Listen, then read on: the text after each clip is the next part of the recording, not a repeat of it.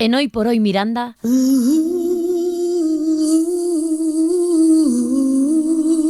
Mujeres con calle. Por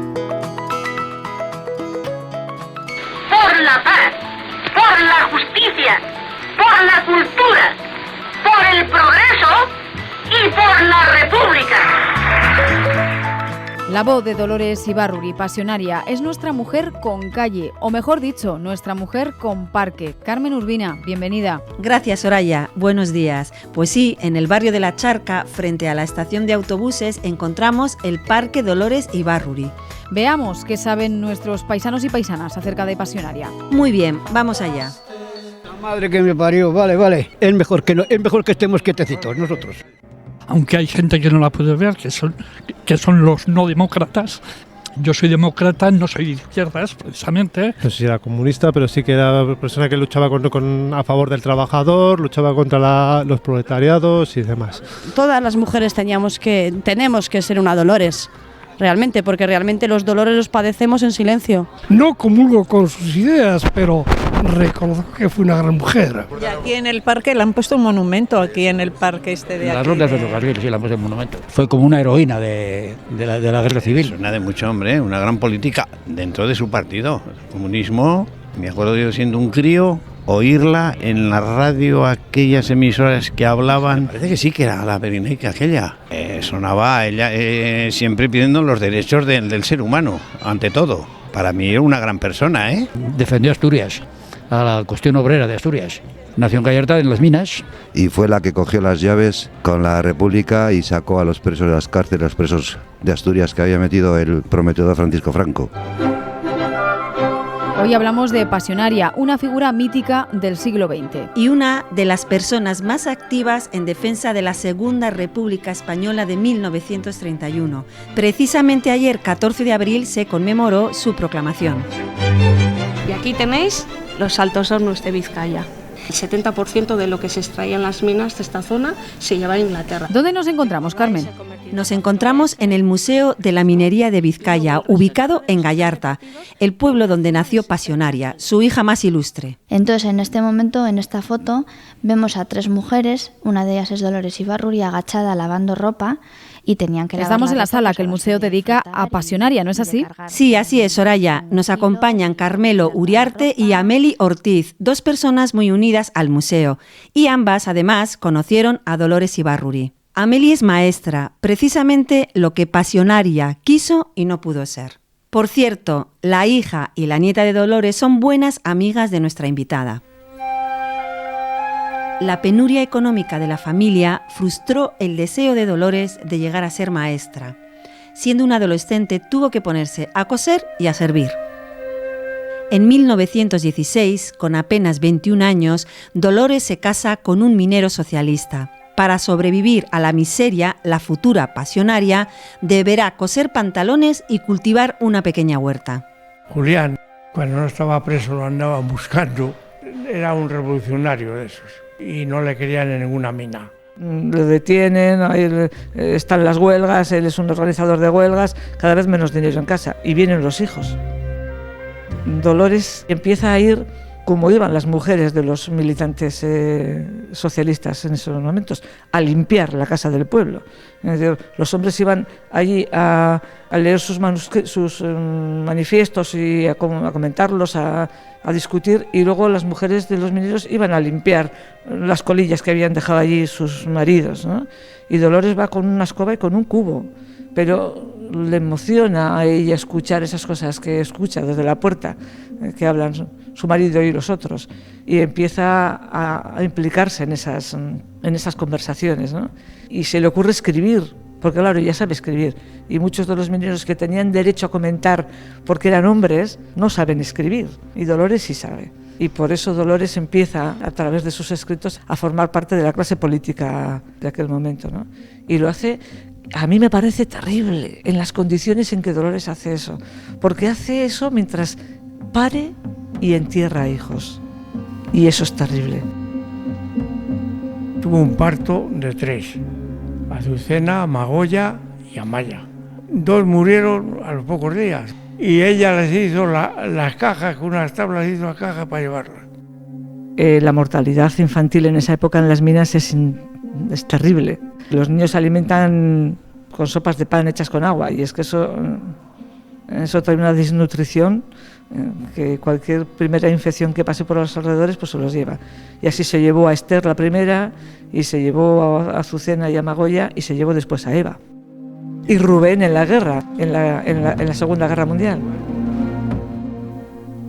Arriba, parias de la tierra, en pie famélica legión. Aficionada a la lectura y aprovechando la condición de líder minero socialista de su marido, Dolores comenzó a adquirir conocimientos de marxismo que cuestionaron su educación tradicional y católica.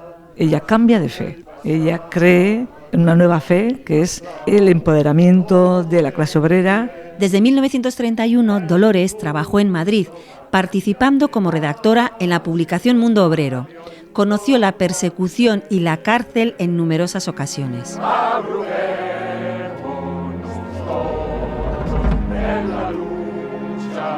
Ya diputada por Asturias en 1936, se encierra con los mineros en huelga en El Pozo. Se planta en la calle de un suburbio madrileño junto a vecinos pobres desahuciados e incluso protege a algunas comunidades de monjas. Todo esto la hace inmensamente popular, junto con sus discursos parlamentarios. Dolores también defendió activamente los derechos de las mujeres.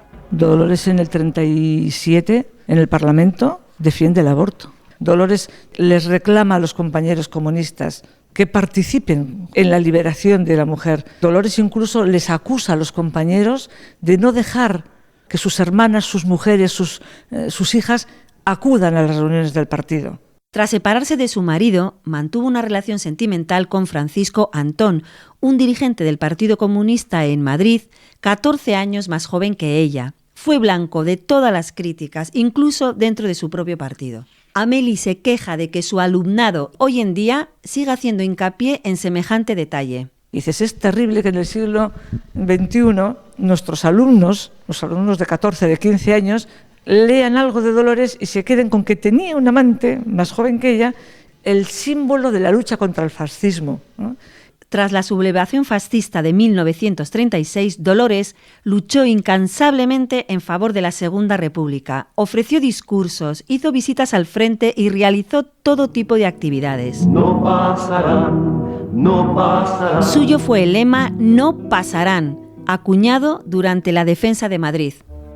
Tras finalizar la Guerra Civil Española, Dolores tuvo que exiliarse en la URSS. Su activismo a favor de la democracia siguió a través de la mítica Radio Pirenaica. Las mujeres han jugado un importantísimo papel en el mantenimiento de la resistencia de los trabajadores. Pasionaria, permaneció en Rusia durante 38 años, siendo la máxima autoridad entre los miembros del Partido Comunista Español en el exilio. Era muy importante para Dolores tener su buena tortilla de patatas allí en Moscú para recibir a cuanto español llegara por su casa. Amaya la retrata siempre a su madre en casa limpiando, porque tenía que tenerlo todo brillante de limpieza, siempre limpiando y cantando. En 1956, el 20º Congreso del PQS comienza a desvelar las persecuciones y crímenes cometidos por Stalin. Y Stalin era para ella un gran líder. Claro, tener a alguien en un pedestal, leer sus escritos como si fueran cristianos leyendo el catecismo. Entonces yo creo que Dolores sufre mucho cuando se sacan a la luz todas esas cuestiones de los crímenes del stalinismo, ¿no? Sí, veremos a Dolores caminar las calles de Madrid. En 1977, Dolores vuelve a pisar las calles de Madrid, siendo elegida de nuevo diputada por Asturias en las primeras elecciones que se hicieron tras la muerte del dictador.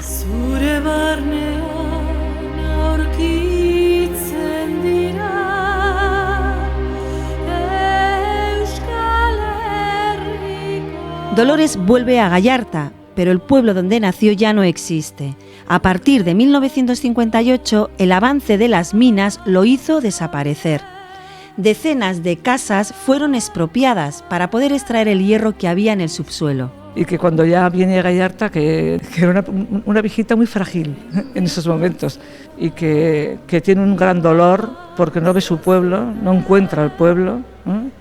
El pueblo no existe, el pueblo donde nació Dolores y donde vivió Dolores, ese pueblo no existe, ella lo único que puede ver es el agujero, el agujero. Volver después de tantos años de estar fuera y encontrar un gran vacío, porque es lo que ella encuentra, un gran vacío, pues claro, es muy duro.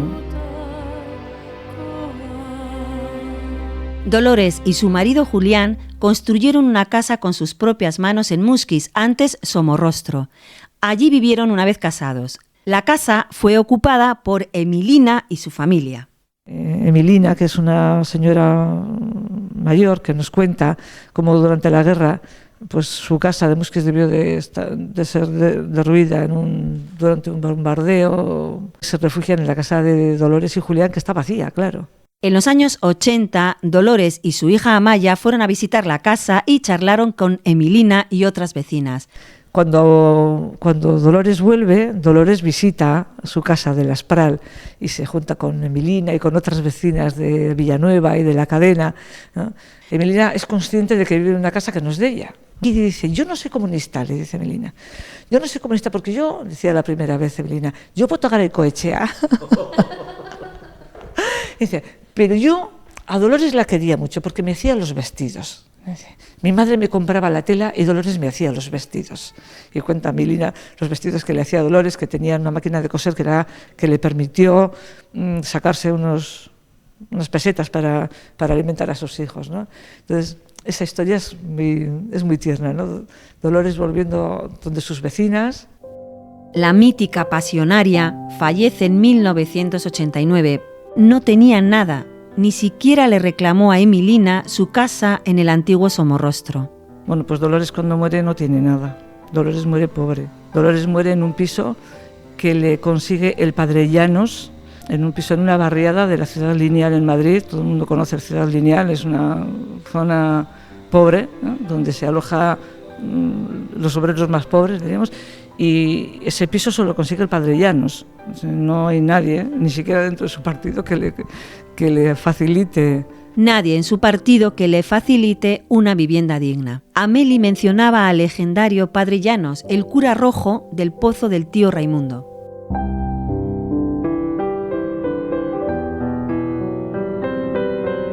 Muchas desilusiones. 5 de sus 6 hijos e hijas murieron. La pobreza extrema, la cárcel, el exilio, la dictadura franquista.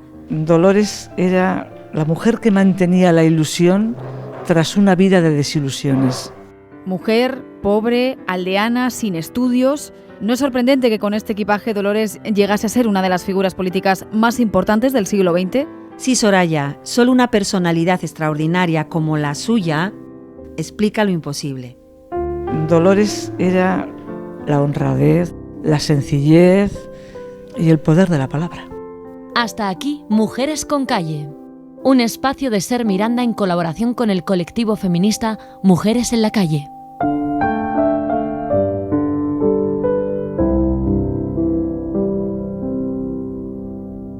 Gracias, Carmen, y hasta el próximo programa. Gracias a ti, Soraya. Un saludo.